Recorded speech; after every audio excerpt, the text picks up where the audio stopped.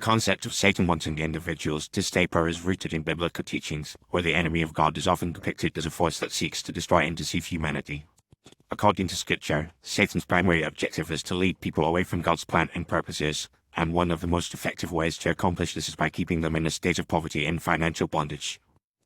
When individuals are struggling to make ends meet, they are more likely to focus on their immediate needs rather than seeking a deeper connection with God. Satan uses poverty as a tool to distract people from their spiritual priorities, causing them to become so consumed by their financial struggles that they neglect their relationship with God. This can lead to a sense of hopelessness and desperation, causing people to seek quick fixes or shortcuts to financial stability, rather than trusting in God's provision and guidance. Furthermore, poverty can also lead to a lack of self-worth and confidence, making individuals more susceptible to Satan's lies and deception.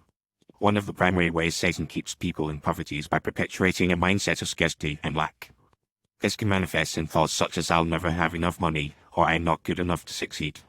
These negative thought patterns can be incredibly debilitating, causing individuals to feel trapped and powerless to change their financial circumstances.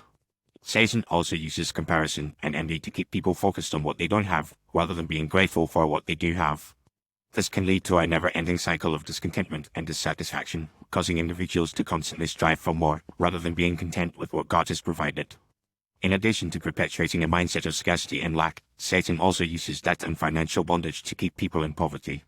Credit card debt, loans, and other forms of debt can be incredibly burdensome, causing individuals to feel like they are running in a sea of financial obligations. This can lead to feelings of anxiety and stress, making it difficult for people to think clearly and make sound financial decisions. Satan uses debt to keep people in a state of financial slavery, making it difficult for them to break free and experience financial freedom. So, how can individuals fight against Satan's plan to keep them in poverty? The first step is to recognize that poverty is not just a financial issue, but a spiritual one. It requires a deeper understanding of God's plan and purposes for our lives, and a willingness to trust in His provision and guidance. This means seeking a personal relationship with God, and being obedient to His word. It also means being mindful of our thoughts and emotions, recognizing when Satan is attempting to perpetuate a mindset of scarcity and lack. Another key strategy is to develop a healthy mindset towards money and finances. This means being grateful for what we have, rather than constantly focusing on what we don't have. It also means being content with what God has provided, rather than constantly striving for more. Individuals can also take practical steps to manage their finances effectively, such as creating a budget, saving and investing, and avoiding debt. By taking control of their financial lives, individuals can break free from the bondage of poverty and experience financial freedom. Ultimately, the key to overcoming poverty and financial bondage is to trust in God's plan and purposes for our lives. This means having faith that He will provide for our needs and being obedient to His word. It also means being willing to take risks and step out in faith, trusting that God will guide and direct us.